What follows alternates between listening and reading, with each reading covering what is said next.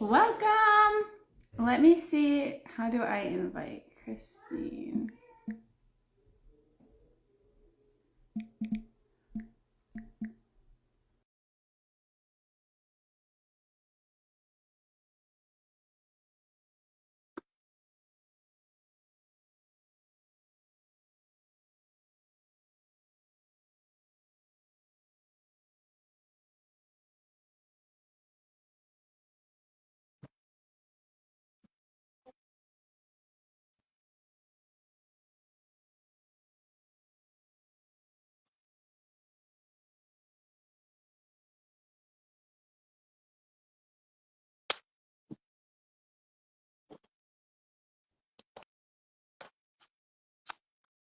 All right. Welcome. Let's see.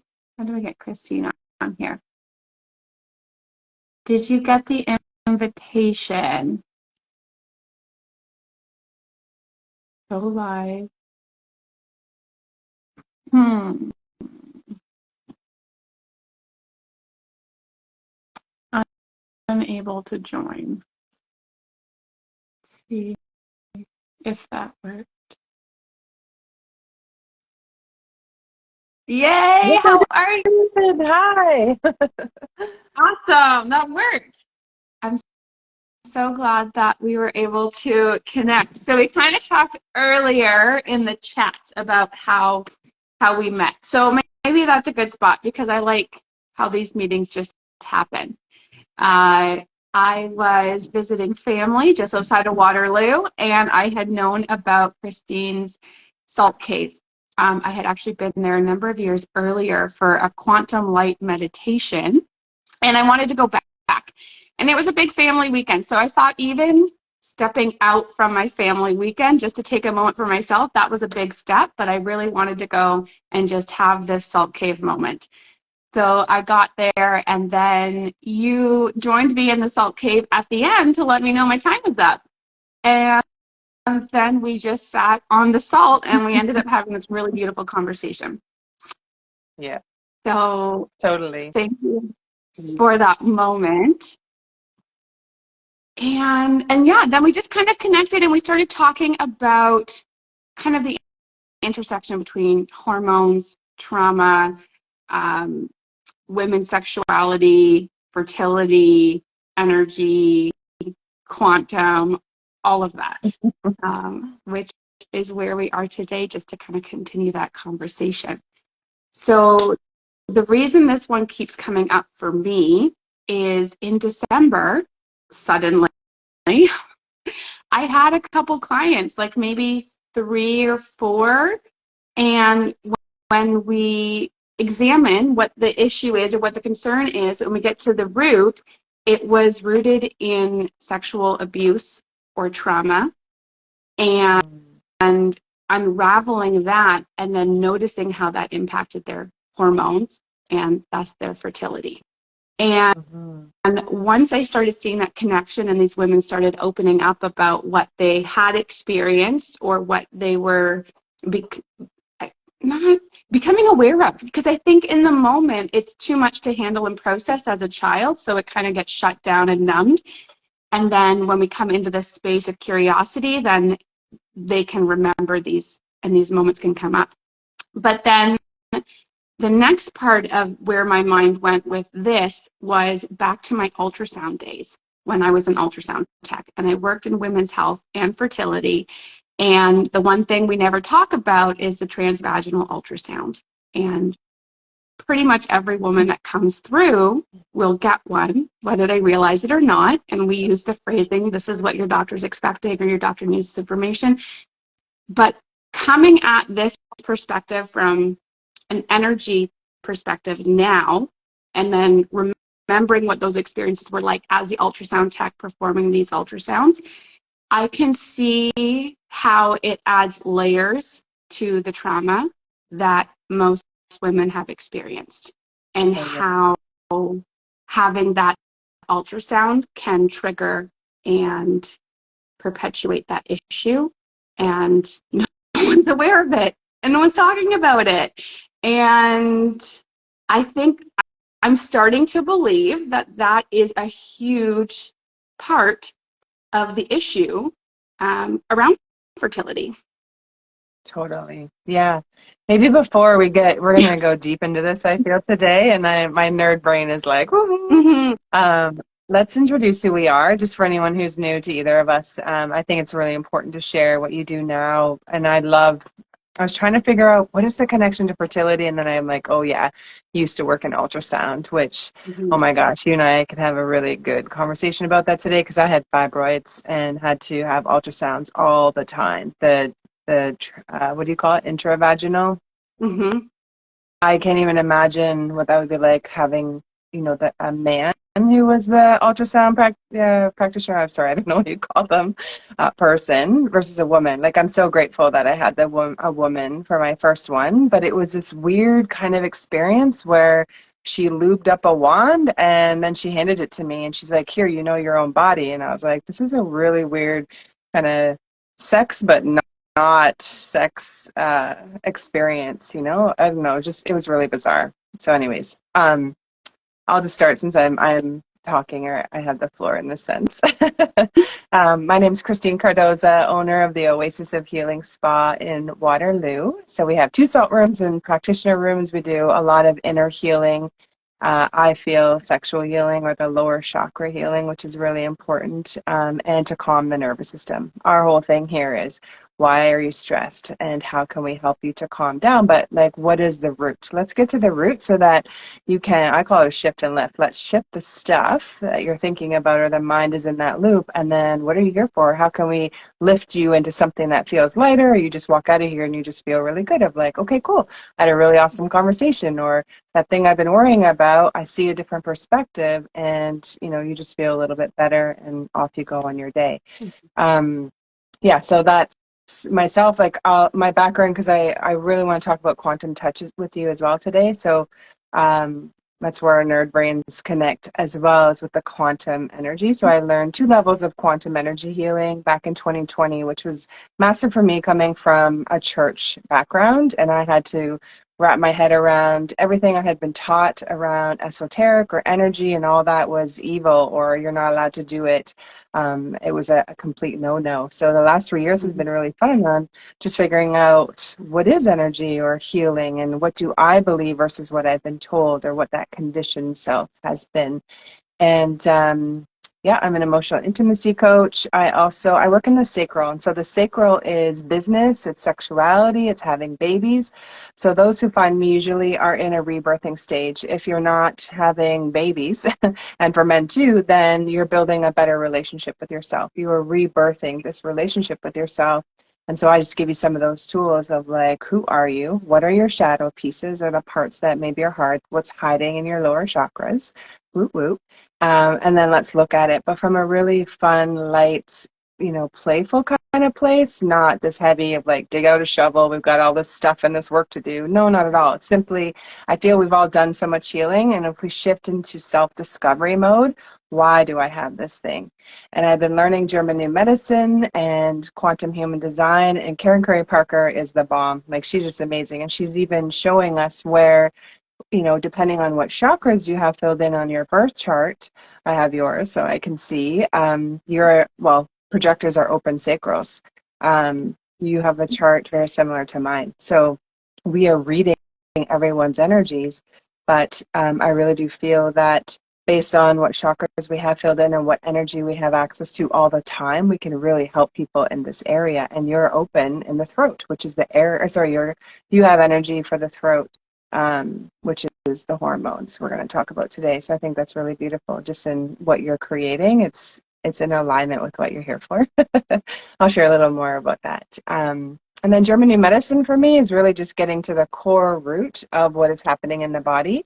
And I'm excited to share some of that around hormones and fertility today, because I'm going to share some things that if someone hasn't heard this for the first time, they're going to go, oh my God, that makes so much sense. And why people are having the fertility issues that they're having, and how to fix it themselves, that you don't have to spend 10 grand on a fertility clinic to help you get pregnant, we can show you some things with your body naturally that can help you. So just really excited to expand on that. And if it's okay, I would love to know, like, tell us, what do you do? But I'm so curious because it's been a while since we chatted. Like, what's your vision? Where are you taking your business? Mm-hmm. Okay, so my name is Thea, and I was working as an ultrasound tech. And I worked at a women's clinic, and we were attached with a fertility clinic. So I would scan pregnant women, women with painful periods, and then the women trying to get pregnant. So all things fertility, pelvis scanning for women.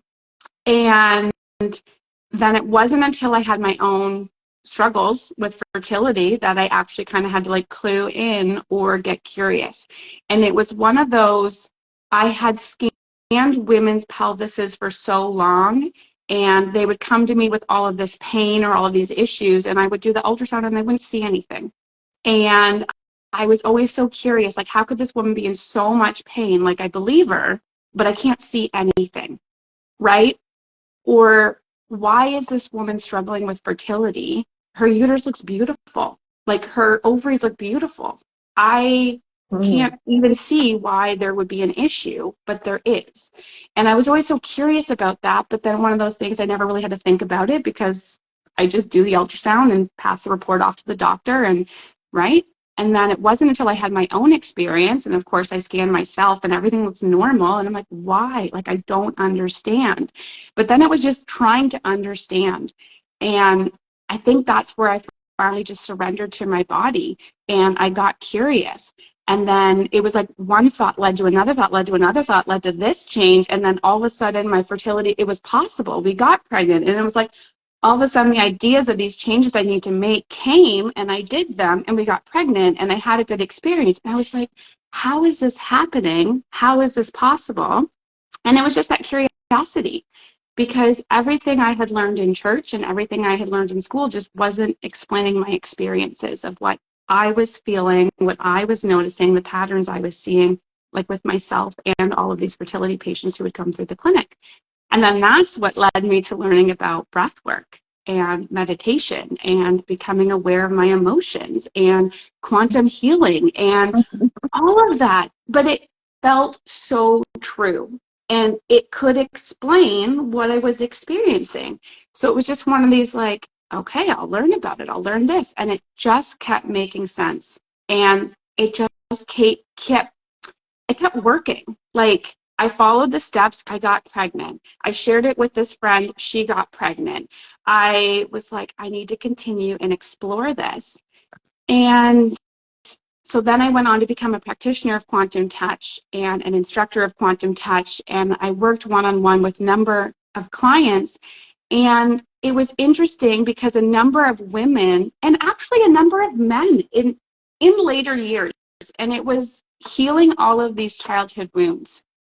And then I could see that the women struggling with fertility were also struggling with this. They just didn't know how to ask for it. Mm. So when those women started coming and I started looking in those spaces and kind of opening their awareness to it, then they started getting pregnant, and they started, like, their period pain went away, or they had a smoother pregnancy, and it just kept continued this, like, what is going on, right? And so then I went on to become an instructor, and now here I am, where my one-on-one work, I focus with women who are struggling with fertility or want to connect with their bodies. And that's right. Very cool. Yeah. What is quantum touch, just for those who may not know? So quantum touch is an energy healing modality where we link our breath with our attention, with our intention. So we work with life force energy, which is universal love, chi, Holy Spirit, whatever you want to name it. It's all around, and it is that emanating force of life, that universal love.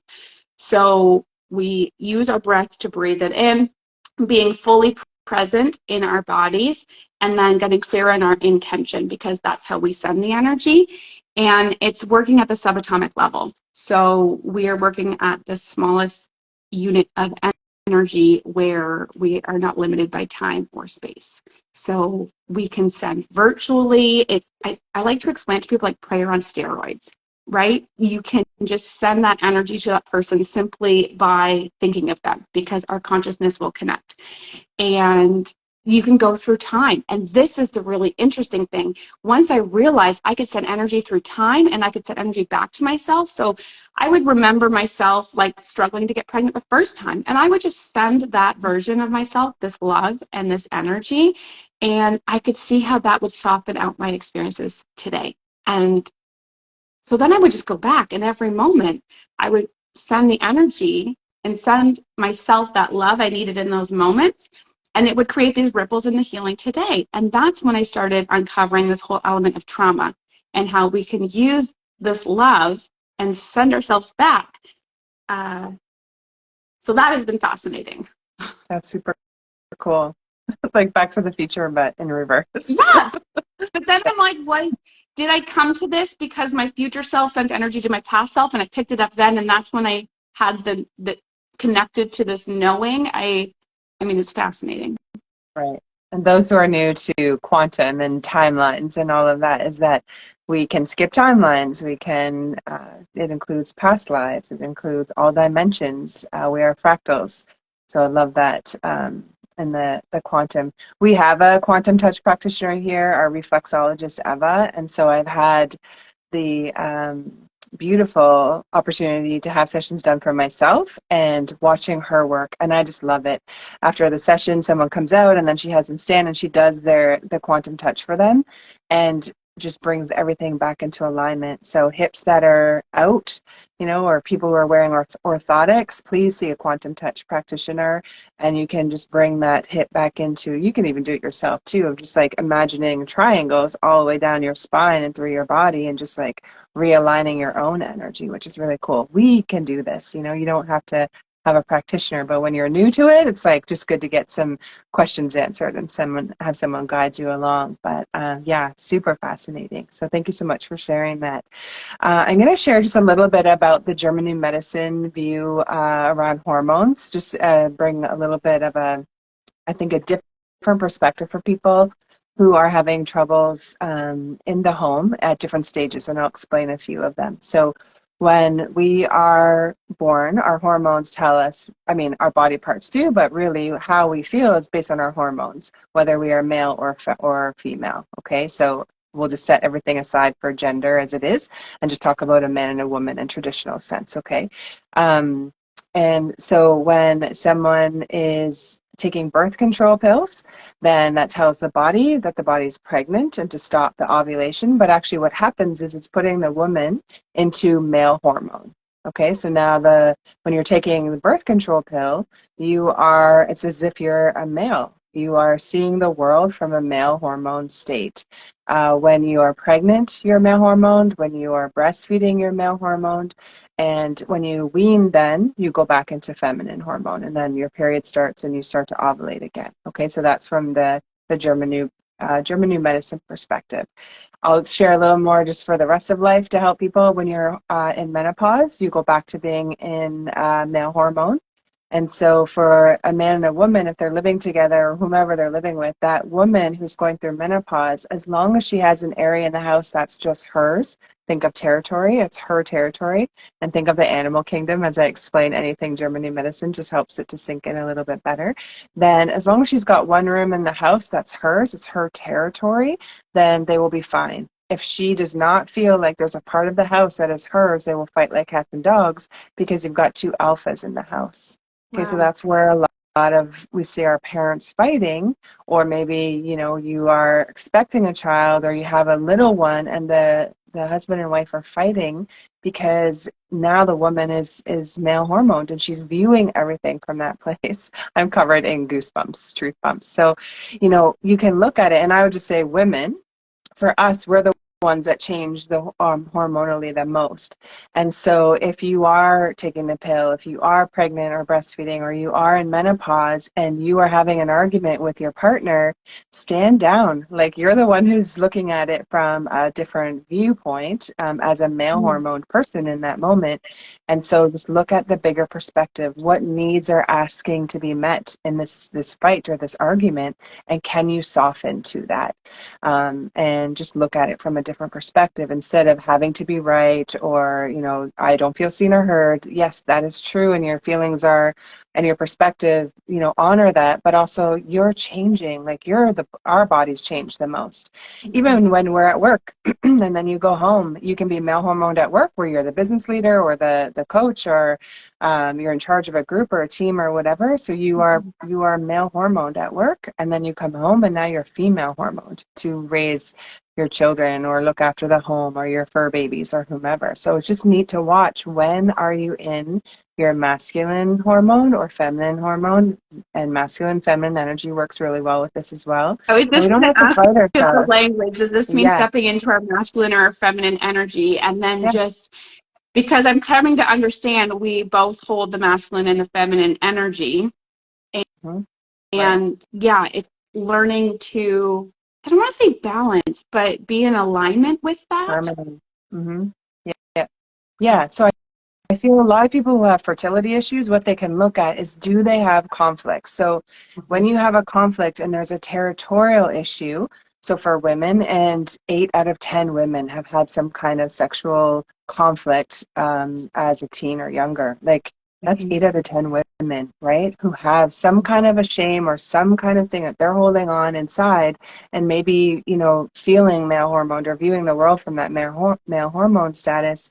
You will not get pregnant because your body doesn't think that you're a female. And it has nothing to do with who you like or, any of that. It's biologically what is happening inside of your body and how your body's perceiving things. So it's based on what happens from psyche, brain, organ. That's the connection. And I really love the way that German New Medicine explains that, because it makes so much sense to me from a biological standpoint.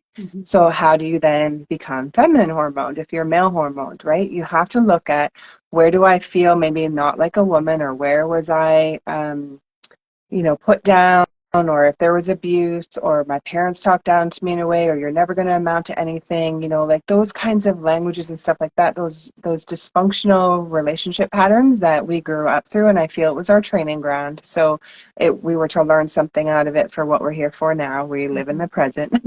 And so can you just look at all the things or the hard hurts that you have and get some help with it? Have someone walk you through of, like, I'm experiencing this. I'll stop there. There's just so much my heart wants to say. No, and absolutely, that's exactly where it's at, because that's where I start with the women. It's, where do you feel this in your body, and what is it telling you? Like, what thought is it connected to? What is the memory that's coming up? What is the emotion that you are feeling? Let's start there. And it's one of those, let's be completely honest with where you're at. We just need to see it and be aware of it. And then we shift it. We send our intention to what we want. And stepping into that feminine and that intuition, that listening to our bodies.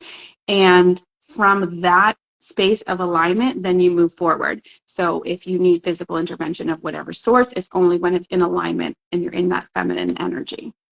Yeah, absolutely. Right. So I think we're just all learning how to come home to our bodies, how to listen to what is your cycle. Everyone has a cycle. I had a hysterectomy, so that was in 2012. I still have a cycle. I know the new moon is my cycle. And so I just, for those who don't have a bleed, we're in the purple tent and versus the red tent, and just use one of the moons. So it's usually the new moon, but if you're more of that lone wolf, probably masculine kind of woman, then the full moon would be your first, your bleed, or the day one, basically. So if you're looking at your body and just knowing, what is it saying? Like, if something is going on, and I'm going to take it a little bit deeper with German New Medicine, is that symptoms are the healing phase.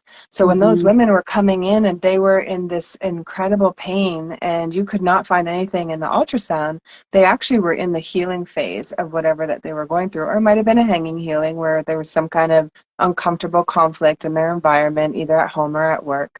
And so they were in the healing phase. The body was doing naturally what it was supposed to. There is 2 phases. So basically, we're humming along. You have sympathetic state during the day. We do need to be aware, and if there is a tiger, we're crossing the street to not get hit by a car. So that is sympathetic state, and it's okay to be in sympathetic state. We need that. I always thought sympathetic state was a bad thing because it meant I was in fight or flight. freeze, or fawn is people pleaser. F word is the other one, those who use sex or substance as a coping method. But it's okay to be in that, we need to be in sympathetic during the day because we're in a beta state. Okay, now at night, then we would go into parasympathetic or rest and digest. But when you are in conflict or something happens and then you now are in this hyper sympathetic state of fight, flight, freeze, or fawn all the time, then that's when your body's in a conflict, and you'll have cold hands. Like in German New Medicine, you can even shake someone's hand and you know if they're in a conflict. They have cold hands. If they have warm hands, they are in either a healing phase or they're okay. So even in your body, or if, those who have cold feet all the time, you're in a conflict. So then you got to figure out why and where is that conflict and learn how to heal it, within yourself. I feel you got to learn German New Medicine on your own, everybody, because there's so many nuances to it and stuff, but, or someone, who can maybe give it to you in layman terms for what you're looking for, something specific. I study from GHK, which is, gentleman is John, the guy who's teaching us. He doesn't even want to know your diagnosis. He says, tell me the symptoms, and he can tell you exactly what's happening in the body. Like, he's super badass. I love working with him. Yeah. Thanks for being here, Stoser. Hi. Yeah. So she's saying, I'm just going to read. Wow, I said that to my sisters 2 weeks ago when I was reaching out for support and held their hands. My one sister, her hand was so cold and she pulled away. Yeah, so it's just knowing that the body is in a conflict state. So in the healing phase then, so when you're in that conflict state, you are not very hungry. You are waking up in the middle of the night because your body is trying to solve the conflict. If you think of the animal kingdom again, you are trying to solve. We are either in preservation or we are in procreation. Those are the two states that generally the body is in. And so then once you solve the conflict, where you go, okay, so yes, that thing happened, but like I'm okay, or the person has died and they can't do it to me anymore. I'm able to move away, or have my voice now, or have boundaries, and I can say no thank you to that. And so then the body then goes into the healing phase where you gain either a whole bunch of weight, a whole bunch of water weight, the fluid that are really your microbes, those beautiful, parts of our body or bacteria that is restoring the body. Or if you had, there's a takeaway. It's either cell plus or cell minus. But for women, often we are gaining weight, right? And so we're like, I don't even know where this extra weight came from. It's because your body is in this healing state or protection mode. To have you slow down. That's what the pain is. You slow down so that, I call them the construction workers. The construction workers can do their job, but the construction workers can only work when you're in a calm state.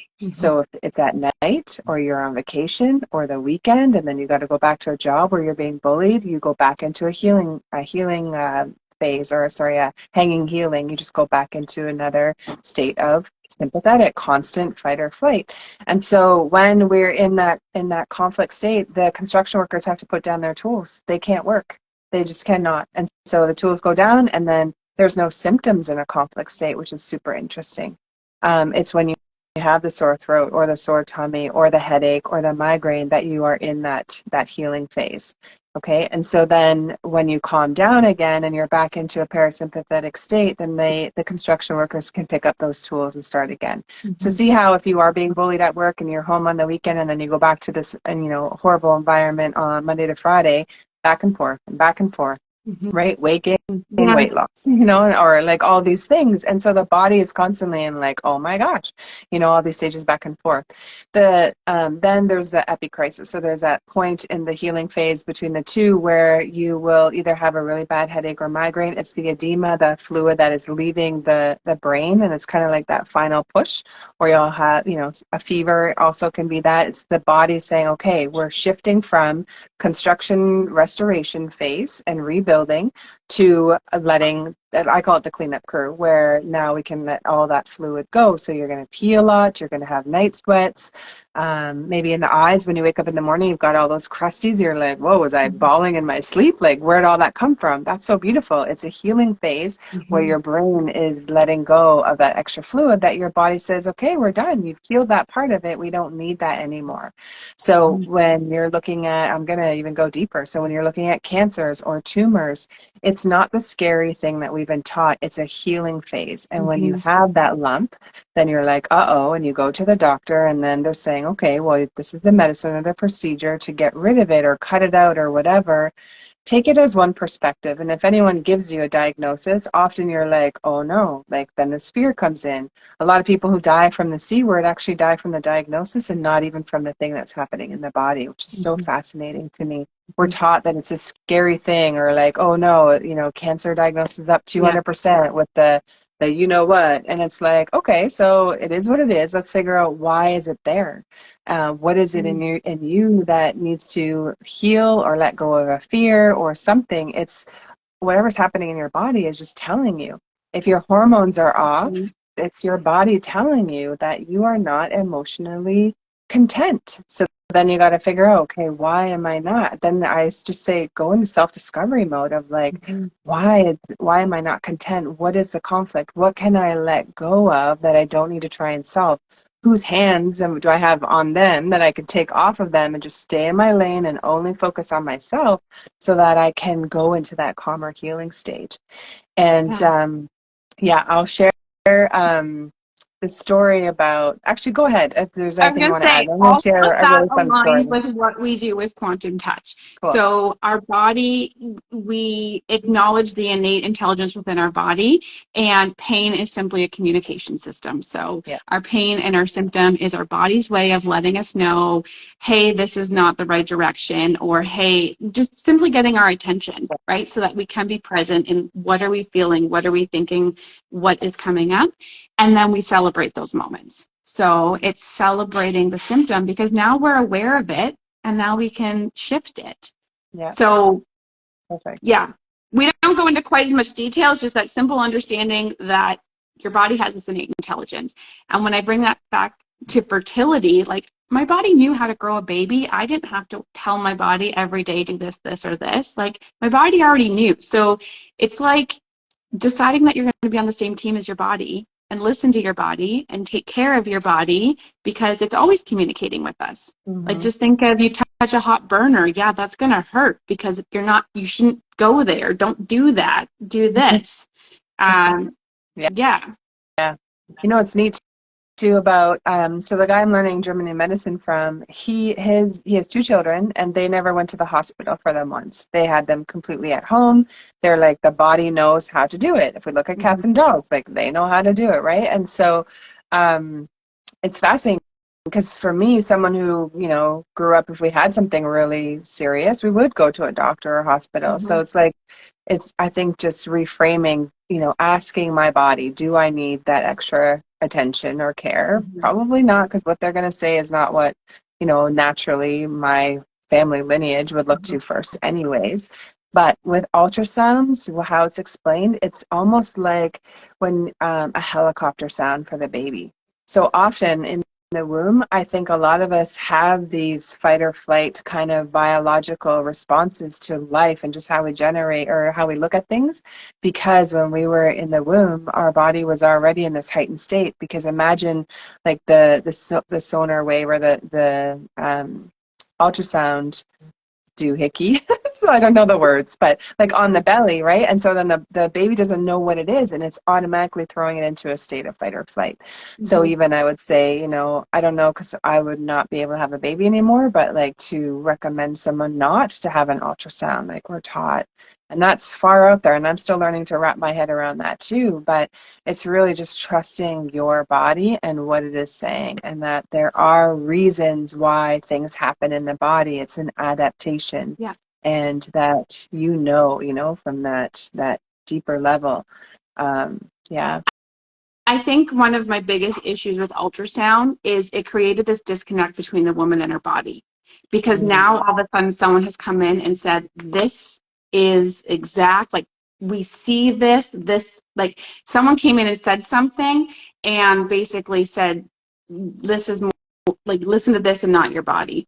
And because I would see it, the more a woman went for an ultrasound, the less confident she was in listening to her body, or the less connected she even was to her body. And the thing with ultrasound is it's an evolving technology. Absolutely, it's right a lot of the times, but absolutely it's also wrong. And a lot of times as the technology evolves, we're able to see more And that is just the ability to see more, but it doesn't mean it's good or bad or right or wrong. It's just we've never seen it before because we've never been able to see it before. But it just creates this idea that puts technology over the connection with our body. And that, I think, was my biggest issue. Yeah. Yeah. Good point. And then AI is just that next extension too, right? I think like we've got to know ourselves and our bodies so well that when something is off in our environment, then we know that it's not us, that it is, because we know ourselves so well. That's the important part. So for those who've had trauma or you're learning emotional, resiliency within yourself, is just keep coming in, right? Do the breath work. Breath is life. And I'm so grateful to have learned that, because even after meditating for 5 months, I started to hold my breath, or I was holding my breath. I became aware I was. I've been doing that my whole life, I'm sure. But I didn't know, because my body had calmed down enough that I was aware that I was holding my breath. And so for those who have any issues with breathing and you're not sure how to move through this, set an alarm for say 10 to 2 every day, or 4 on the hour, something nice, a nice healing frequency or nature sound or something like that, not a beep that's going to throw you back into a fight or flight kind of state. And then just check in with yourself. Like, how am I doing? How am I breathing? What am I thinking about? Am I back in my old tunnel of oh, life's hard, or I have this problem, or I got to fix this? Or are you visualizing or in the state of okay, no, I am good. All my needs are met, and just calling in what it is that you want to have in your life every hour on the hour. You're going to train your brain. It takes 63 days plus to rewire a new habit in the brain. And so can you do that for 3 months? Then after that, you will just know, your body will automatically know to check in and be like, okay, no, I'm good. And at the same time, you're calming your body. Your vagus nerve is doing a little bit of a massage for all of your organs. You're learning how to connect into your body, so that when there is chaos, because that's going to happen, it's called life, then you can remain calm. You can remain that, calm in the eye of the storm, or say no thank you. No is a full sentence, right? Or this is upsetting my nervous system, or my nervous system is overwhelmed. I'm going to go take a walk, or I'll get back to you tomorrow. It's giving yourself that permission to take that step back for yourself, and really just tap in what is happening inside of my own body. Well, absolutely. And that's what I loved about Quantum Touch, was it gave me a tool I can use every day in my day-to-day. When I feel challenged or triggered, I can tune into my breath, because as I bring in my breath, I can bring in that energy, and then I can just get clear on what is my intention, where do I want to send it. And back to the technology, like with ultrasound and AI, I feel like we can use this as valuable examples of what is possible for us. So we can absolutely just put our hands wherever it is on our body and tune in, and we can see what is going on inside our bodies in that part. And same thing with AI. You can just ask a question and you'll get all the information. We can do that within. Yep. We can use our breath to get centered in our body and feel into our body. And then we can ask a question and wait for that information to be received in. Just like you can ask AI a question. We already know this. It's whether we understand that we understand. Exactly. We need to just believe it is possible. It is. Yep. And same thing, we could do a scan on ourselves like you would ultrasound, and really tune into what is the issue here. Yeah. There's a comment coming through about a deviated septum. My left nostril is very hard to breathe through. I probably don't get enough oxygen. So calm your body down. So when your body, and this is you just telling your body it's safe, or you can open, or I think it has to do, again, back to left and right side of the body. If you're a right hand clapper, just where the brain relay, then the left side for someone who claps with their hand on the right side is mother or child. So it's almost like what is happening in your environment that maybe you're wanting to cut yourself off from, right? You don't want so much oxygen, but you can bring it back just by practicing. And I love the breath where you can just hold one side, breathe in, and then close off the other, and you just practice the box breathing, right? 4 breaths, just to practice within yourself. But it's so good to even just know that your body does that, or what's going on, because it's going to tell you exactly what you need to know. Yeah, that understand word is from my mom. She's very big on that. Tell people to understand, right? Because when usually the police would be like, "Do you understand?" It's like they're over you in that sense. But no, we understand what's going on inside of us, which is really key. Another thing I just want to share, just around breasts, and a story I have that's just really neat to explain, like German new medicine in practical practice. So I have a client who had someone who had gone away, and she was really worried about them and wanted them back home because that's where she felt safe.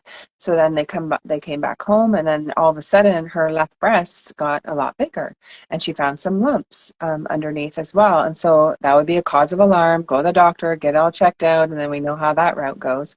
But what I said to her, I said, let's think about what happened to you this week, like what was going on. The left breast she's a right-handed clapper person. So then that meant it was a partner nesting. Her home, her territorial home, was in danger because it wasn't protected by the person who had, gone away on vacation. But then when they came back, then the breast swells because she's healed it. Oh, they're home and now I'm safe again. So then that fluid comes in to heal the conflict within her. So now she knows the reason why it's there and doesn't have to have that cause for alarm. And then the lumps, she has to figure out what that is. Underneath, is it having to do with the separation conflict? That's often what skin is in German new medicine. Bones is self-devaluement. So I even feel those who have like low back pain, I'm not feeling supported. That's, base chakra, not feeling support in the world, or feeling like you don't have tribe or no one understands you. Financial worries are in there as well. But when you start to get stronger, your bones will repair themselves. It will go into the place that they need to be, including your posture, when what you're thinking about matches what you want, and not the victim or the woe is me, or I learned this thing or someone told me. It's like, okay, but what do you believe now, and how can you shift and change your own body so that you just feel good from within? Mm-hmm. Yeah. I had been Sorry. following Dr. Zach Bush for a while, and he has a lot of experience in like traditional medicine and also understanding the energetics of it. And his conclusion with cancer is that cell is so disconnected from the body that it feels its only chance of survival is to mass produce to survive. So the actual act of creating the lump is an act of survival, and that's your body's way of continuing. And I thought how interesting. And then when you combine the breath work, it's simply creating that connection within. So when we can drop into our breath and our body and be present and create that connection within, we can connect those cells that feel disconnected. And I think that's where a lot of us feel this, we're alone or we're isolated, because we're isolated from ourselves. Because once you find that connection within, it is in your environment as well. Right. I'm gonna disagree on what she was Okay. sharing, because the body does not need to be in that state of survival. Like, it just feels like fear in the sense that is a Okay. biological way the body's healing itself. So when you have the extra fluid or lump, it's actually a part of a healing phase. Hmm. So it is the extra microbes or bacteria that we need to restore the body back to its natural state. Hmm. So it's not from yeah, that's just from what I've been learning in the last 6 months. It's so much easier. It just takes off so much fear of like, uh-oh, what's happening in my body? We've been taught you have a symptom, you're sick, uh-oh, something is wrong. Here's something to fix it. Instead, no, if we just, and it's totally flipping the perspective, that symptom is saying my body is either in a healing phase and I just need to rest or look at what's going on around me, or I'm in a hanging healing where I keep going back to work and that bully is still there, or that uncomfortable thing that's happening, it's still there. And so then the body is in that adaptation to keep you safe, as opposed to, this fight to survive. Nature, it already knows how to survive. It's doing what it's doing to help you versus harm you. Hmm. I like that. Yeah. Yeah. Especially stepping out of fear. Yep. We don't Mm. need to. And like, I'm telling you, of all the modalities I've studied over the last 3 years, German new medicine is the most direct as far as like, what's the conflict? And then how do you rework it? So skin is separation, bones is self-devaluement, the heart, super fascinating for a man. The heart is going to be a territorial conflict, something that's happening outside of them. For a woman having a heart attack, it's inside and it's probably a sexual conflict, or a feeling of being duped for the man. I don't know if that's the same for the woman. I'm still learning. But even in the reproductive organs, or you're having period issues or period cramps, you are in conflict. Your body is telling you that something is not okay in your emotional world. So you got to figure out what it is and solve the conflict. Are you in a relationship where your boundaries are consistently crossed? Are you not listening to yourself and leaving a job that you absolutely hate to do something different, but you're too scared? Like all of those things is like your body is just telling you something. And yeah, I had really bad fibroids. That was part of, my journey in this lifetime to go through. And I know a lot of women suffer for it. And so then your body is telling you that something is not right emotionally.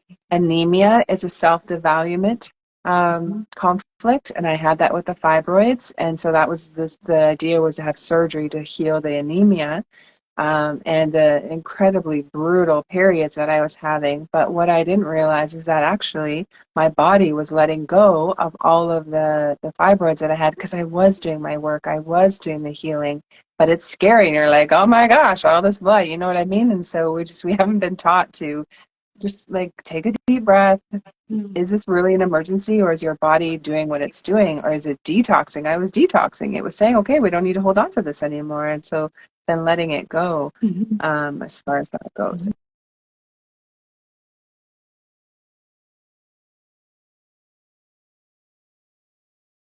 So where is that in?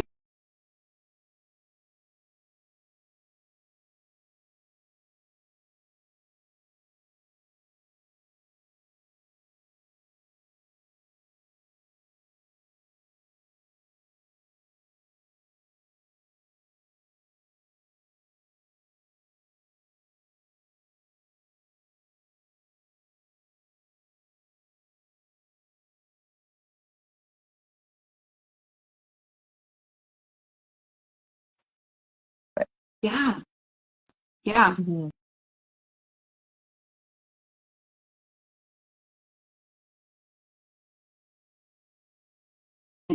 Because like you had said with your fibroid, if you start talking to people, they kind of bring in this fear mentality, and it's so easy to go along with that and to second guess yourself. Yeah. Yeah. Mm-hmm. Absolutely. I'm just, yeah, I just learned about fibroids, but it has to do with self-devaluement as well, because it's part of the blood. So anemia, and I learned this week, anemia and leukemia are the opposites. So someone who has anemia, self-devaluement, and then so that they haven't fixed that, it's the body saying you are in a self-devaluement conflict. So what is it? And let's find it. And if there's sexual conflict or sexual trauma from the past, then that might be where to start looking, but get help with it so that someone who isn't involved in the emotional part of what went on can listen and say, oh, okay, well, what about this or this? It's just an unbiased way of looking at the scenario, and help you reframe how you're thinking about it to help your body then go stronger. And then leukemia is when you have healed the self-devaluement issue, and the blood is just basically rebalancing itself. So it's not a scary thing. It's actually, what the body is doing, because you've already solved it and healed it. And so that's just the body process that, something they call leukemia. Isn't that fascinating? Yeah, it is. Spleen, That's really same thing, back to the blood, self-devaluement. And just like, I see my brain sees patterns, as I know yours does too, as a projector. And so it's really neat. I'm just really starting to see, yeah, where in our lives, the body has been telling us these things all along. We just didn't know how to read the body, but we're learning, which is so beautiful. We're coming back to that, so it's well, and great. that Our comes natural way back of to being. it all. Our body's always communicating with us, Mm-hmm. Yeah, and yeah, yeah, yeah. and learning how to love our bodies through that. Yeah. Just to be present with it, right? And then it doesn't have to be this whole story. It's so easy to get caught up in the trauma and drama.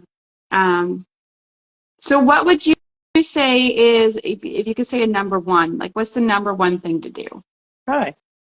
You read my mind. I was gonna just say, if I of all the things, yeah, just studying and looking at it and helping people with Like like their what's the true first step? core, Yeah. yeah, self-esteem, self-worth. Like, how do you view yourself? Healing any shame that you're holding in the body that came from someone else. You were not born with a shame story. You were born a perfectly hopefully healthy, but like worthy baby. That's the religious part. I don't feel we were born sinners and we have to redeem ourselves to some deity in the sky. You were born worthy. If you can just know that and learn to love yourself with everything within you, your body, just think of like go gadget, it will just start to heal itself because it'll say, oh, okay, if she's or he is stronger up here, then we can, change the body to reflect how the brain is thinking or the psyche is thinking about themselves. So that's really like the biggest thing. If we come up out of even, all of the courses and stuff I'm learning, it's that lovability. How well do you love yourself and how are you open to receiving love from other people? That's really Receiving is a big one. That became really apparent to me in the last couple of weeks of how I don't even allow myself to receive. Like a girlfriend was going to come over with her son and her mom, and then she was like, "And I'll bring some snacks." And right away I was like, "No, no, no!" And then I was like, "Why? Why can't I just let her bring me some snacks? Why is it whenever someone offers something, I have to be like, no, no, I'll do it. I'll be the one to do it all. I can do, right? It's like this, I need to be able to do everything to prove I'm good enough. And then it's like, why can't I just receive? Why do I have to? And which really got me to see just how I don't let myself receive, how I don't think I'm enough. Why can't I just receive that? And so the last couple of weeks, that's been what I've been becoming aware of and healing and loving myself in all of those ways that I had told myself I wasn't enough. And I'm like, why? Why do I do that? And why do I have to believe that? If I can believe I'm not enough, can't I just believe I am enough? Yep. Like, Yep. but until I allowed That's a myself to decision. just, yeah, like see that, right? It shifted so fast. But I mean, Yep. it took me being honest with that feeling of not feeling enough. Yep. Yeah. And I've been really flipping too, like those core beliefs about myself too, of abandonment and rejection. It's like, am I being rejected, or is it a core belief about myself that I believe I'm going to be rejected, and then it's happening, Mm-hmm. hello, in the real world, or like whatever's happening inside is your reality outside, right? And it's just a decision to believe. You know what? I'm going to start putting myself first, right? As first, Exactly. second, and third, I am going to say yes, thank you when someone says, I'll bring Mm-hmm. you a patty. I know who's watching. So like, I'll bring you some food, or I'll bring you, whatever, this treat or something. And you're right. We've been taught like to be humble and to not, like, I feel receive in some manner, but that also goes back to lower chakras. And if you've had any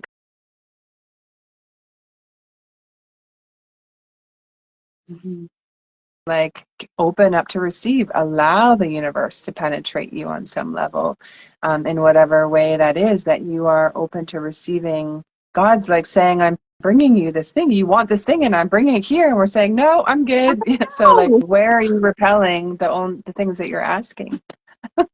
yeah. So then I made it, it was like my homework. I was like, okay, for the next 3 months, if someone offers something, I will receive and say thank you. Yeah. Right? Yeah. Like I don't have to keep it or whatever, but like it was offered to me. Like that's really cool. I'm gonna say thank you and be grateful and like step into that gratitude. But I mean, Yep. it's kind of trivial, but it's huge. I think it's huge. Mm-hmm. Yep, totally. Yep. So love ourselves more and then be open to receive more. And, we're asking the universe to surprise us. So like, Mhm. wait. you know, with anticipated breath almost of like, oh, I wonder what exciting things are going to happen to me today. Honor and process the heavy stuff that comes up as it does. But I feel like we don't need to be in this consistent healing phase all the time, right? Of like, oh, I've got this thing to solve. Can you do it for part of the time and then make sure you're playing? You know, are you painting? Are you going to the Mhm. beach? Are you doing whatever lights you up? Because then the body goes, oh, she's okay, you know, or he, you know, not in this consistent state of having to heal something. Exactly. And that's where we're really clear when we use the quantum touch method. As like kind of a neutral example, it's like there's knee pain. So we're not going to set our intention to heal the knee pain, because then we're always going to be here healing the knee pain. It's like we acknowledge the knee pain is here, but we're going to send our intention to running and playing with the kids, going on that challenging hike, being out in nature. Like, what is the thing?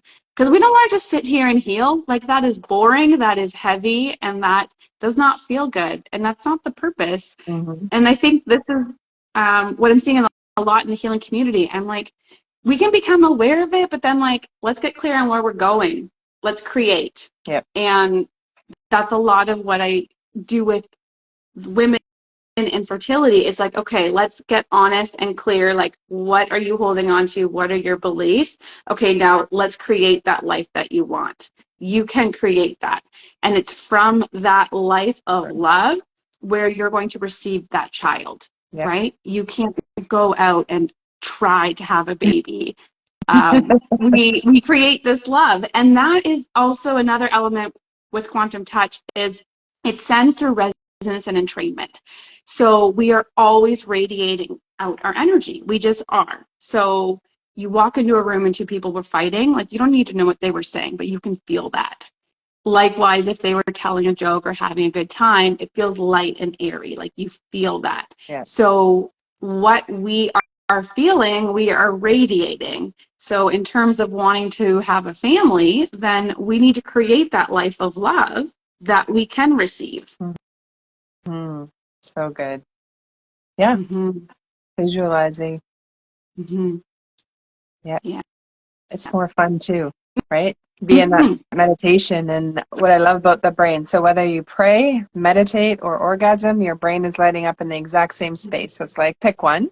And then when you're in that really juicy space where you're connected to the divine, then that's such a great place to visualize what is it you want. You know, the knees Mm-hmm. working, which is a self-devaluement. You don't feel good enough in some manner. That's what the knees are.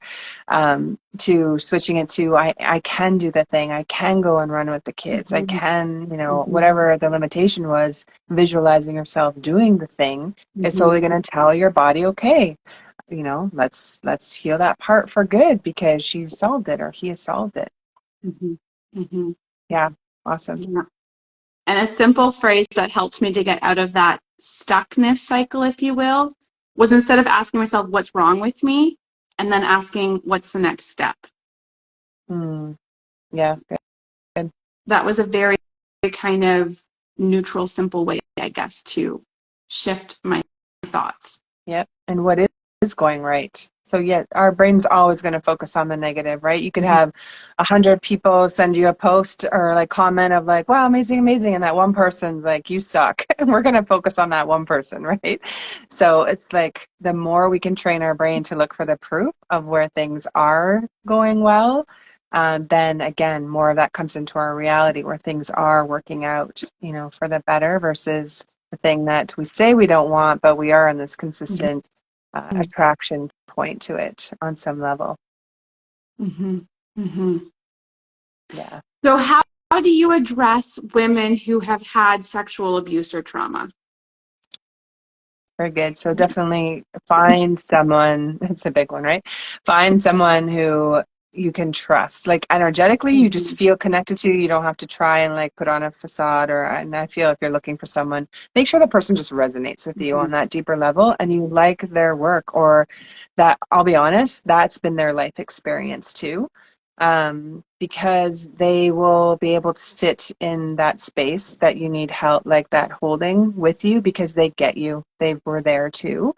And then, you know, I feel we have to detach in a sense. Dissociation is a healing phase as well, I feel. There's times when we can go and have a look at it, but like, what are the golden nuggets? What did it what did it teach you, or what skills did it help you build? It is what it is. We have to honor and process the emotions, but you cannot go back and change the thing. But what you can do is say, you know what, it taught me how to speak up for myself. It taught me that when I was dating this kind of person, it was a hell no from the beginning. It taught me, like, what are the gold things that you can take out of it? And then this is what I tell clients. It's like, who do you want to be? Do you want to be you're not a survivor of sexual abuse. Yes, it happened to you, and we have to be very careful with our words, because even if you say you're a survivor, you're still owning the identity of it. Who's the new identity of who you want to be? And I would just say you can just close the book of struggle, of that volume of me struggling all the time. I'm going to close that today. I'm going to light a candle or some incense or take a bath, and I'm just closing that part of my journey, and I put it on the shelf. We don't throw it away or burn it or anything like that in that sense, because it formed your personality. It formed who you are and all your lessons that you learned. And then when you can come to a place of like, okay, that's not who I am. That's not my identity. Who am I really? Well, I am love, or I am spirit. I am God in human form. Like, come to the spirit part first, right? I love 0 point, or just floating in the water, and like, who are you without all your shit? Get to know that person, because that's the identity. That's who you want people to meet when you walk into a room. And our energy goes before us. So before you open a word, people are reading from a frequency place. They're already reading you and what you might say or how you're feeling. And so how do you want to walk into that room? And it might be that you have a bath that's like a ceremonial. I'm going to close that chapter of my life. I'm not bypassing it. It is what it is. It happened. But I'm choosing to walk forward with a different energy, or in a different light, than holding on to that thing. I feel when we can come to a place of compassion for the thing happening, and again, not bypassing, because you could say, well, that person didn't have skills and, all that. That's still some bypassing. But when you and yourself can say, you know what, that uncomfortable or that hard thing happened, but I am okay today, and I'm learning how to love myself, or I'm open to learning how to love myself, then you won. You detached from that energy of that uncomfortable thing having any control over you. It has no control. And just be very mindful, because if you have been abused in the past, or had a controlling environment or parent or teacher, then what happens is you are either controlling yourself or you're controlling others. And from a place of love and doing no harm, where are you trying to control others or yourself to stay safe? It's a coping method again. And giving yourself so much love and compassion, and just coming to that space of like, okay, I'm going to walk gingerly forward. And eventually what happens is it gets easier and you get stronger. You say, you know what? Wow, those women went through that too. And look at them and how strong they are. I want that too. It's in you if you see it in someone else. That's the mirror, right? But then, when you get to that strong enough place, or I don't want teens to go through this, like I did, or I don't want, young moms to go through this like I did, or whatever the case may be. Or for me, watching it in my family, we've had every kind of abuse, and it's like, I definitely want to help people heal those lower chakras, because so much shame is held there, that now I can stand up, and say, come, if you have some shame cycles or something, or you just want to, you've done all this work, but it's still there. We got to figure out, where's your core root and the belief about yourself that I'm to be abandoned, or I'm to be rejected, or I'm to be abused. Get that out of your field. Let's have a new way, new energy about your perspective of looking at it, that you can set that example or that way of being aside. And now, who do you want to be and what do you want to create? Let's see what she or he looks and feels like, and live from that place. Exactly. And that's how I kind of address it too. In a very simplistic way, it's one of those like, okay, where are you feeling this in your body? Let's start there. And we run the energy. That's the phrase we use. But really, it's just bringing that love and compassion to that aspect of ourselves, and being reminded about that identity of love, right? We are not we don't have to have our beliefs shaped around that. Our identity is love, and really bringing ourselves back into that wholeness.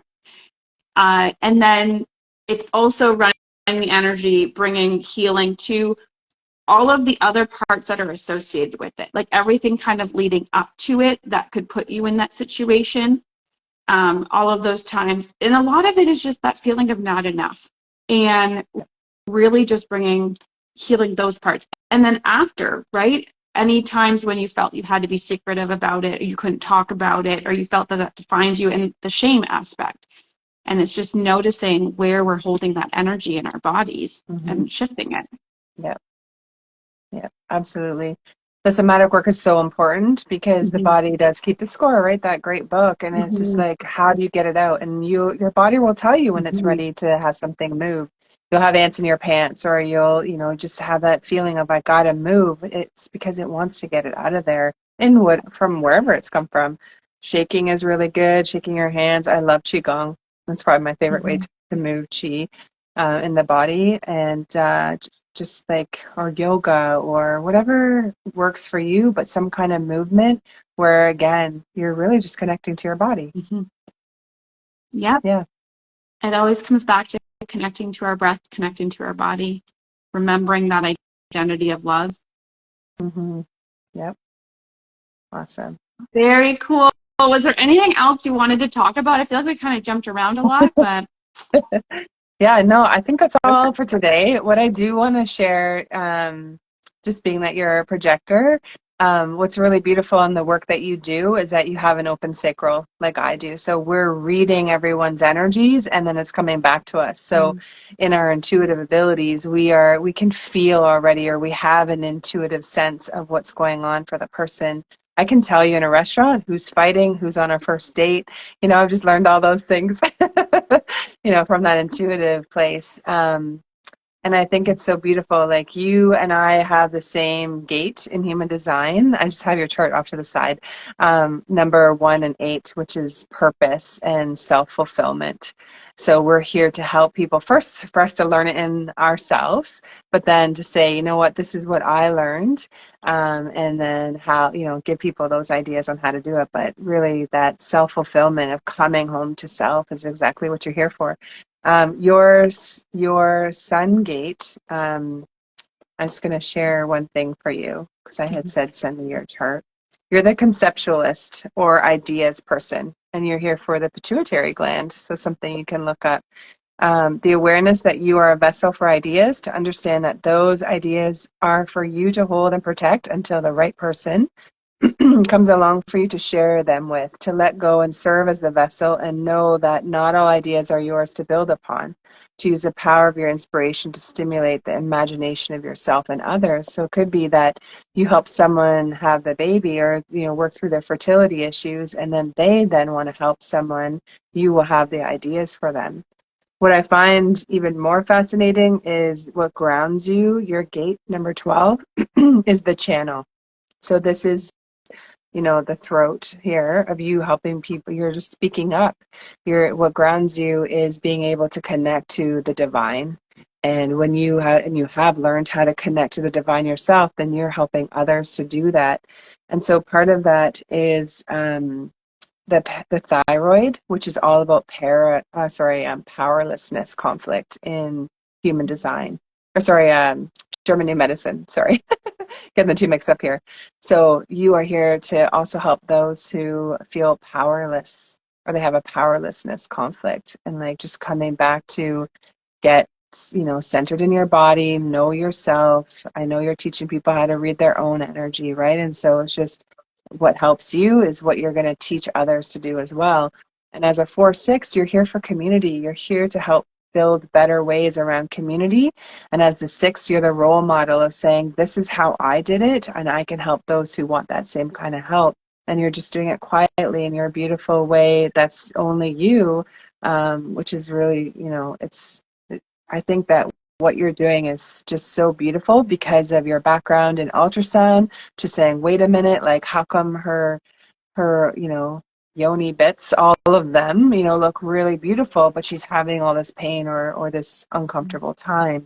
I love how you can see that, based on lived experience, on what you were witnessing, and then now you can help them, through the other side of it, of come to me. If you've tried all the things, or even before you try all the things and you just find, your page or whatever, then they can come and actually find out how to connect to their body themselves, that they know how to read, what's going on in their body. So good. I love when I Thank you. find, people are on their soul theme, or, what they're here for. You're here for the gift of miracles. That's your cross of incarnation cross. So you take like the top 4 gates, and then if you were to put an X in between them, you're here for miracles.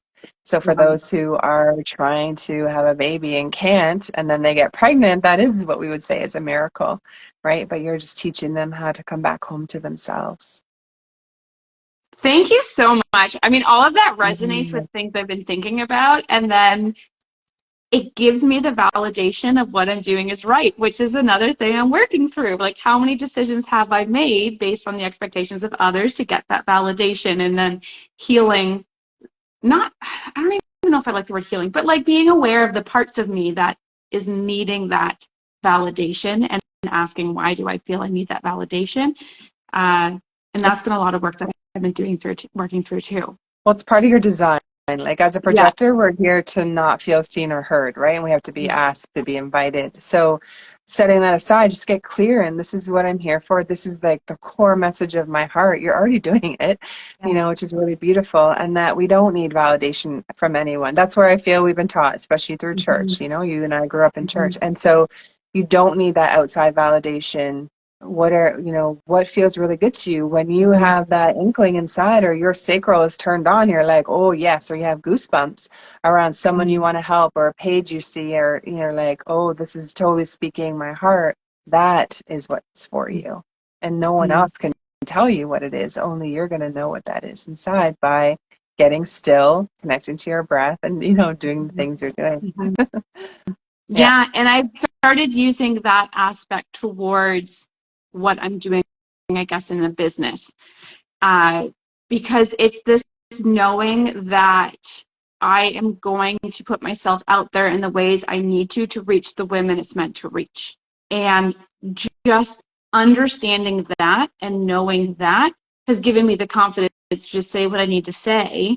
And now it no longer has that fear of rejection from the people who don't agree with me, or the people I've been trying to win the approval of. And I'm like, they're not the people that need to hear this. So why am I so concerned about what they're going to say or think of what I have to say? Because I truly believe that I am going to say what I need to say to reach the women I need to reach, and to reach the babies I'm meant to reach. Right? There's that aspect too, because these babies, I feel it, they're all ready to come in. So it's almost like, all right, moms, let's get this together. The babies are ready. Let's do the work. Let's have some fun. It's time.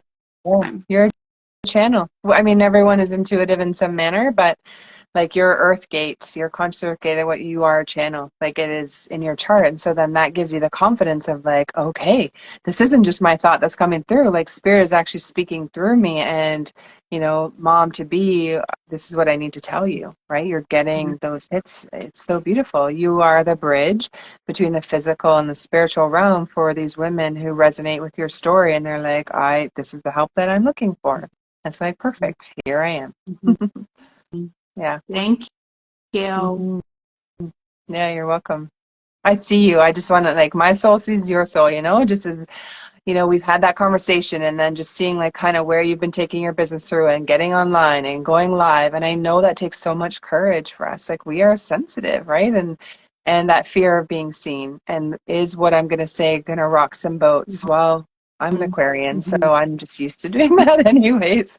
It's like, I just want to say, like, your courage and what you've been doing and going live this past year, as I've been watching you here and there, gives me the courage to stand up for,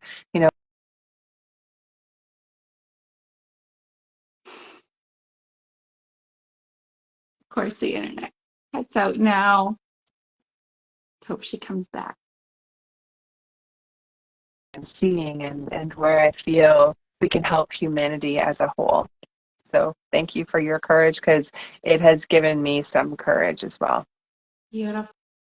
You're welcome. And you know what a big part of it was January was when I was like, okay, I'm going to focus on women and helping them get pregnant and help them through that and listening to their bodies. And then I come on Instagram and I start saying what I need to say. And I realize all the other people who are coined fertility coach or whatever, they're saying stuff completely different. And it very much, I had this like, there's no room for me here. I do not feel like this is going to work. I don't agree with anything these people are saying. Like, who cares about our egg quality and like the 5 foods we need to eat to boost our egg quality? Like, sure, that's important, but like, how is that useful knowledge?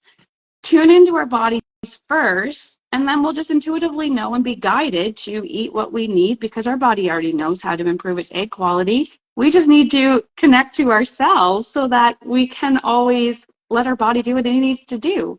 And then that's a skill we can actually pass down to our child of how, like, so our child knows love and feels love and the love that it is. But we need to create that ourselves. And then all of that other stuff it'll fall into place because it'll just come into alignment with us. But it all starts with tuning into our bodies. But it was very much, I didn't feel there was a room for me to say that in the fertility space, which really shook me this spring. But it also helped me to work through and feel all of that because I would get so frustrated with what I was feeling. And I would say to my husband, and then it was like, oh my goodness, this is exactly what I felt when we were trying to get pregnant. And I'm like, now I'm trying to make this work and I'm trying to reach the women. And I'm like, that never works. It never works.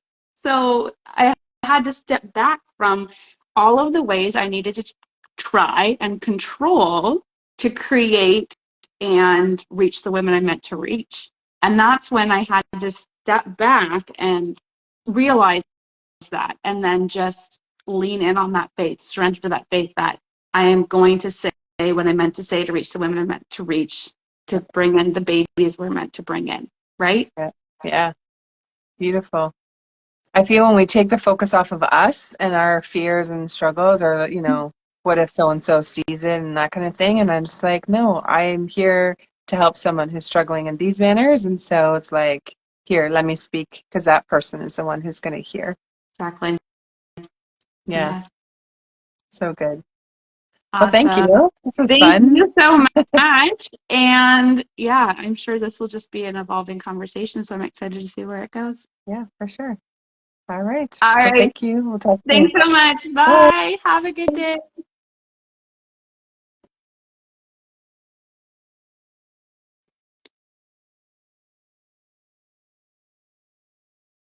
I don't know how to end it. Hit Oh. the X.